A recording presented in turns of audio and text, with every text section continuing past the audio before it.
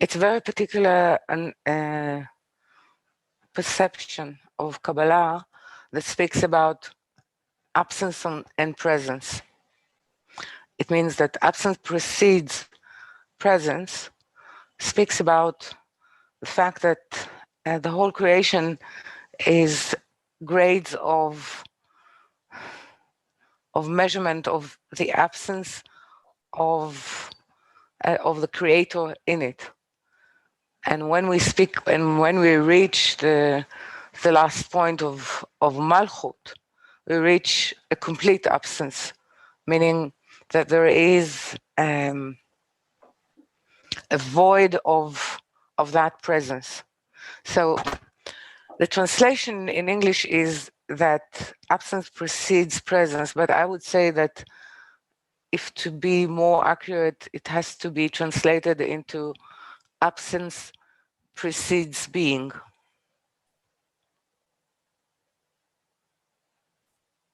Yeah. היעדר קודם להוויה. Okay. So without any connection which has to do with the word mitzvah,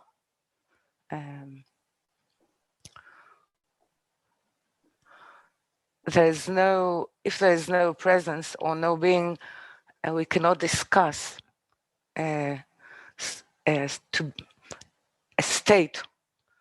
state of being. And the state of a full being is liberty or freedom from, now the question is from what? It's freedom from the absence. The absence of the creator or God in our life, in being part of the definition of being, or being part of the definition of Adam, or what it means to be human, not in the animalistic part, but in its particular and special definition as human. So the absence of that is a complete enslavement to the power of the animalistic nature of the will to receive to oneself. So we are completely subjugated to it. So that, because more than that, you don't even have a choice. So you can exist with a fantasy that you're free, because freedom has the measurement of the will to receive to oneself, which reads not as a freedom but as control. The imagination or hallucination of having any control over our life. So actually, it becomes so deeply dependent on the identity in ourselves of being human. And being human is defined by adhesion to the creator. Any identity, if we come to think about it, has to do with an adhesion to something.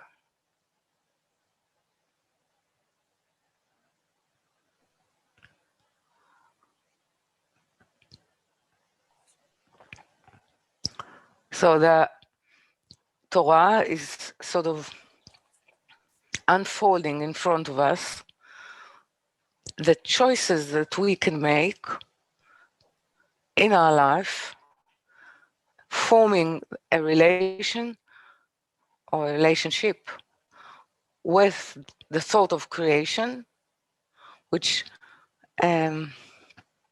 then forms us as liberated entities. So it's not It's not to do with anything that we perceive in our mind, in our corporal mind as freedom. Okay, or to be slaves to something. It means that one of the best choices of freedom is to be a slave of God.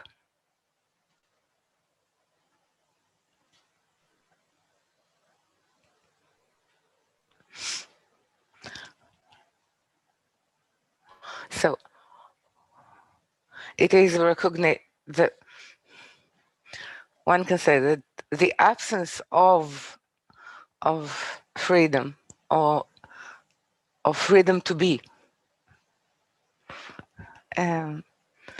has to sort of kick off the process of becoming. If we actually do not perceive our enslavement and the absence of the presence of the thought of creation or of God in our life, if we don't perceive this absence, there is no possible process of being, of becoming a being. Yeah. So I often say that the only choice that we truly have is to choose good, because we think that choosing is between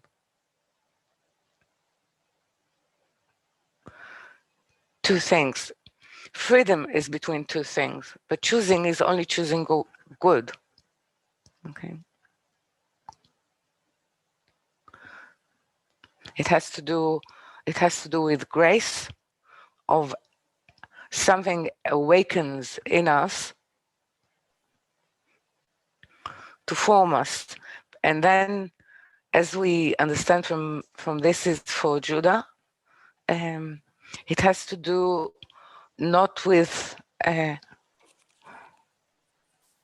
persons or private or personal uniqueness of someone. It has to do with a group, that can establish a nation. It means it has a minimum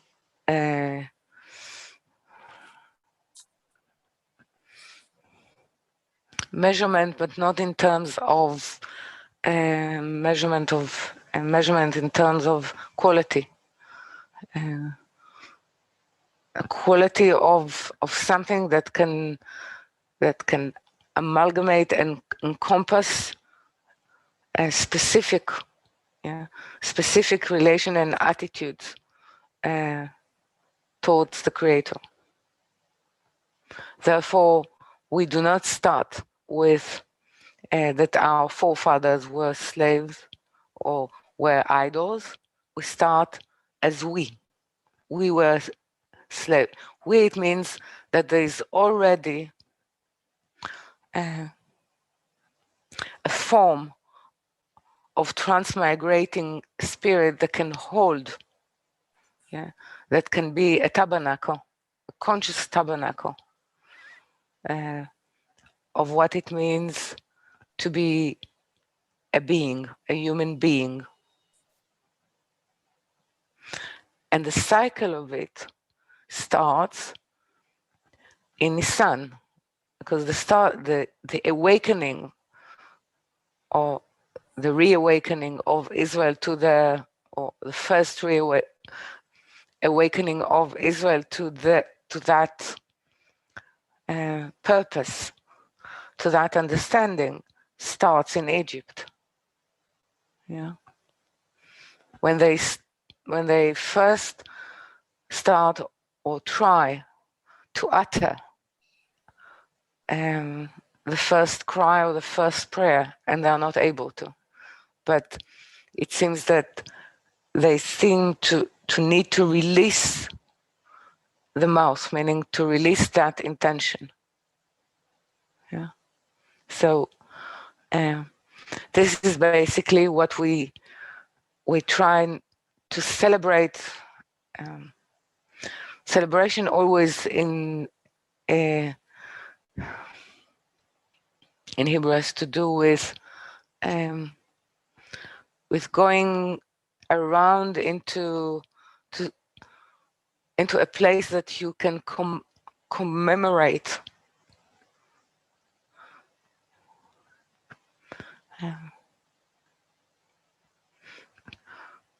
the very possibility of spirituality and presence in this world, of the meaning and thought of creation. And it has to be through people. Okay. Yes. So it's a freedom to be a presence, and not meaning that before we enter this process we are in absence. From the point of view, it's not that there is no salvation for the animalistic part, but there is a different salvation in partnership for humans. Therefore, they were created. If it was to be like animal, very sophisticated, elevated, sort of in the technology, in the social grouping, even in the expressions of themselves, the language that they form among themselves. It's still an absence in the eyes of the purpose of creation. So it's not.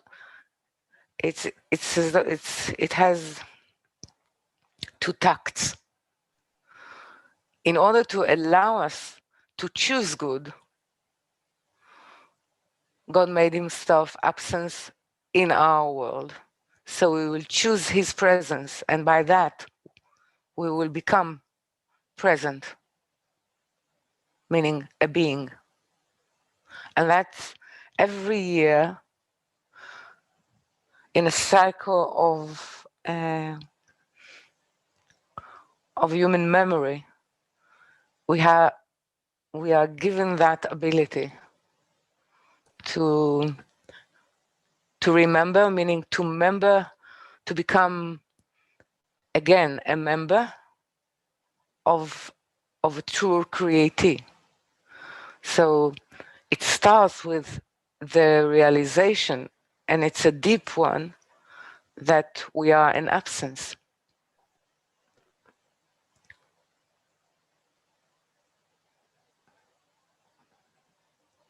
So this is the true meaning of Pesach, meaning the mouth, or what actually creates the ability is the mouth. Meaning creating a mouth is creating an intention. Creating an intention is being able to utter, the sentiment, one can say. The sentiment, the story, meaning the revelation of oneself, knowing that revealing the true oneself is only through the adhesion or discovering the sameness part that we wish to grow of God in ourselves. And that is exactly the form and meaning of a tabernacle.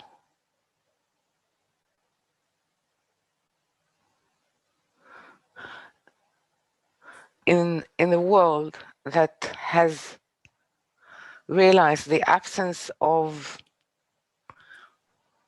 a calling point to the presence of God, Israel created through Moses, through the power of Moses, one